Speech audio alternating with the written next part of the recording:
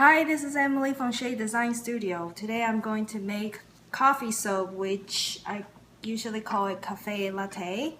It's made of real coffee, and I would add some milk into it, and also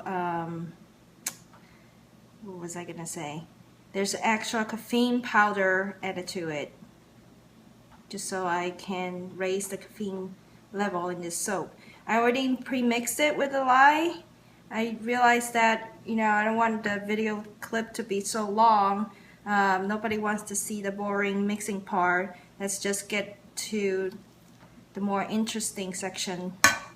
Here is the soap that's already made. It's heating up already because I have milk in it. And I prepare some titanium dioxide for the white part. The coffee is probably not going to give the soap that much of a color, so I will have to add some cocoa powder to make it brown, and also the fragrance oil I'm using probably will discolor it to very dark brown, which is fine. That's exactly what coffee looks like. Part of the section I want it to look like cream or foam on top of a coffee drink, so that's why I put titanium dioxide to make it whiter.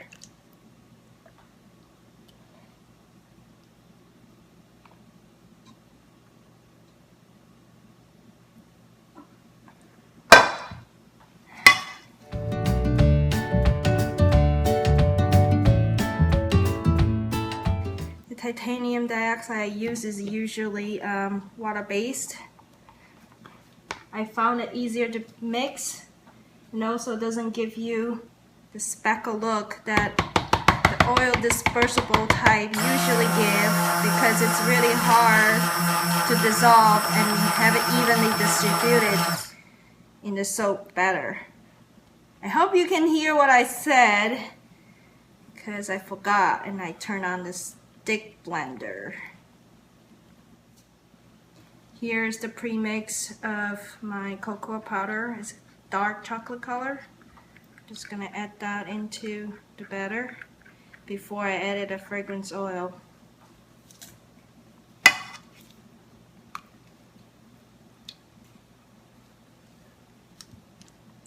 To make a big batch of soap, I have not found a good container to do it with yet.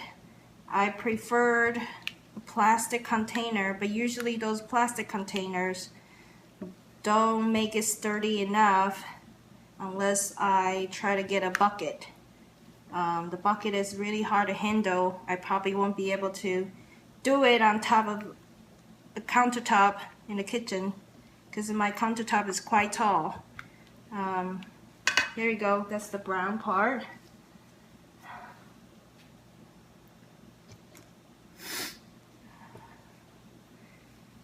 This is the fragrance oil I'm going to use on the brown part.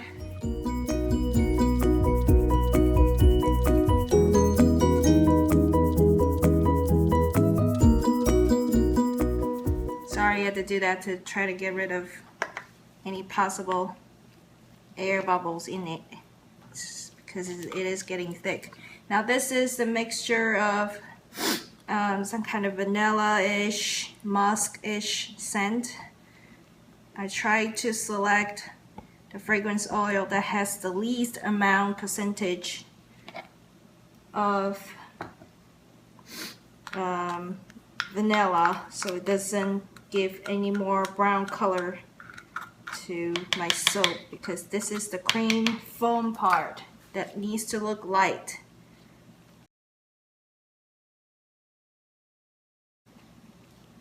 Alright, here's done. I also have embeds already made ahead of time, and I'm going to show you what it's going to be. Here's my mold. I don't know if you can see, I already marked where I center. This is the 2-lock mold, tall and skinny style. I'm going to put The reason why I mark where the two split is that I'm going to put the embeds right in there.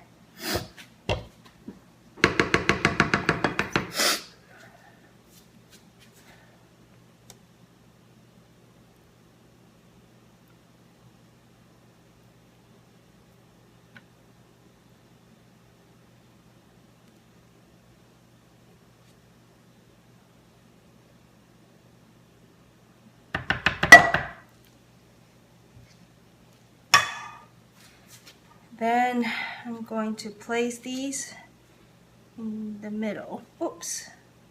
Okay. It's not standing right up. Oh, it's getting heavy. Oops. Sinking down a little bit. Hopefully it's fine.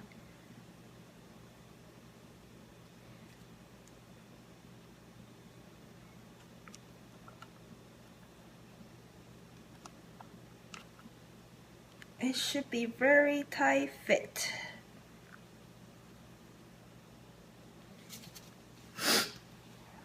Let's see if it's right in the middle. Yeah, it's about okay.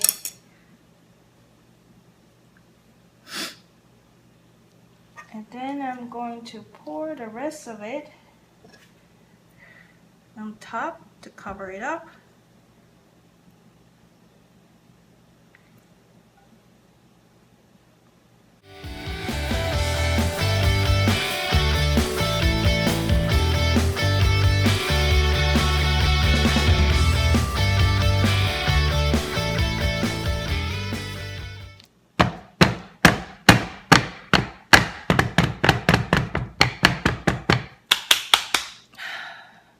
Hopefully my embeds are in the mold tight enough that when I do this kind of shifting, it's still in place. Let me check. Yeah, that's about right. They're still there.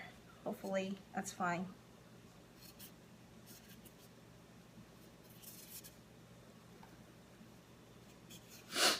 Last time I think I banged it too hard and the embeds started getting shifted.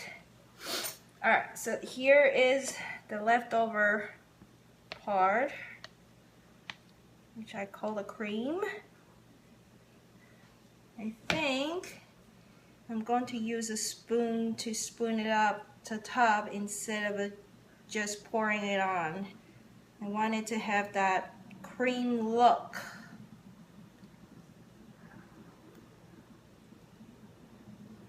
Then we'll dress up with some brown sparkling mica and some real coffee bean right on top. Just a little bit, just for the look. I do not want it to cause any drainage problem in the shower. Right. This kind of spoon I really like. These are actually for alcohol mixing drink spoon.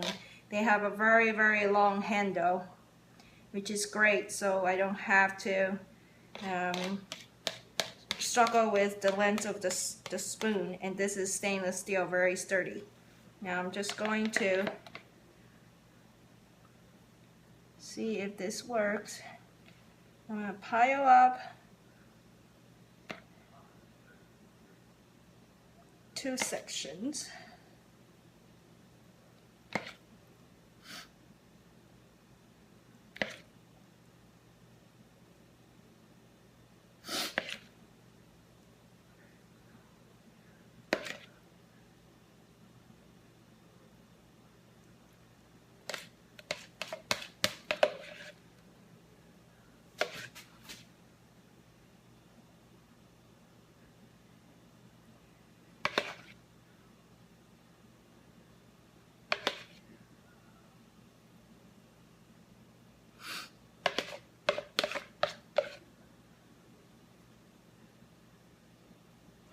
Usually my mold is not this deep. This new mold is deep. It's good for one reason, that it has a cover on top and I don't have to destroy the texture top that I do, and I still can seal it off from the outside air to prevent a lot of ash from happening.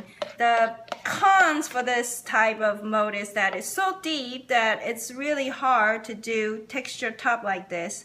I have to angle my hand. It's just slightly difficult, but I guess that's just fine. I just have to change my soaping habit a little bit to accommodate the extra depth of this.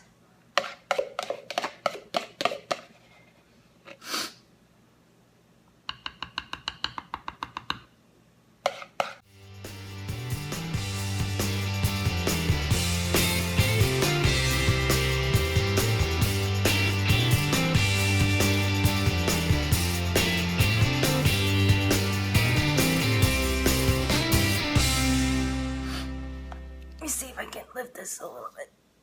That's that. Then I have some coffee beans, and I'm just going to put, you know what? Actually didn't mark where each bar is going to be cut, so I have no idea whether or not I'm going to cut into the coffee beans. Oh boy. Okay.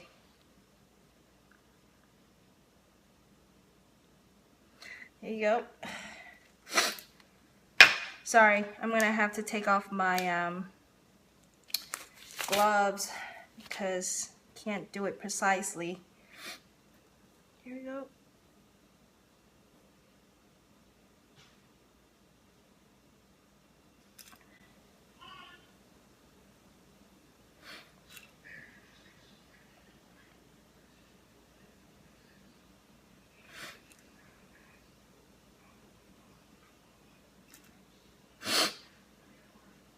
I mean, I don't have to be so precise. I just need to miss that cut mark. I wouldn't think that it would be nice to cut through the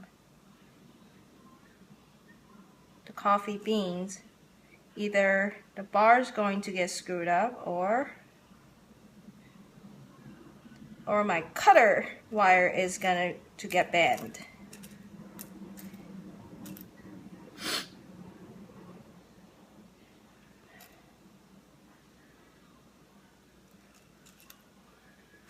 I wish I have bigger beans, but these beans looks kind of small.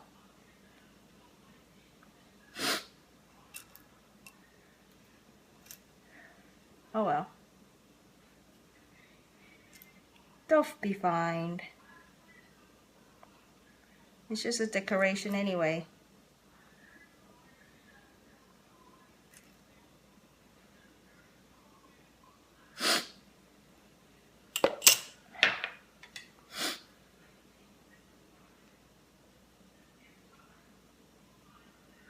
The most important part is to take a stick and push them in slightly to make sure that it's glued into the soap.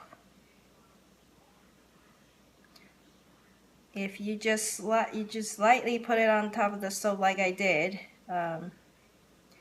eventually when you unmold it and you touched it, it probably falls off.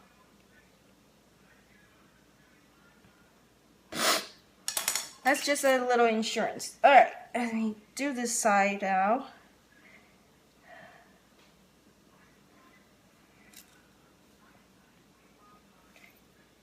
Yeah, the depth of the mold sometimes creates some kind of problem when I wanted to do delicate work like this. But other than that, this mold has been doing very well, I have to say. It definitely changes my design a little bit of how I wanted to approach soap making. I have been taking advantage of making the embed in the middle instead of in the log itself.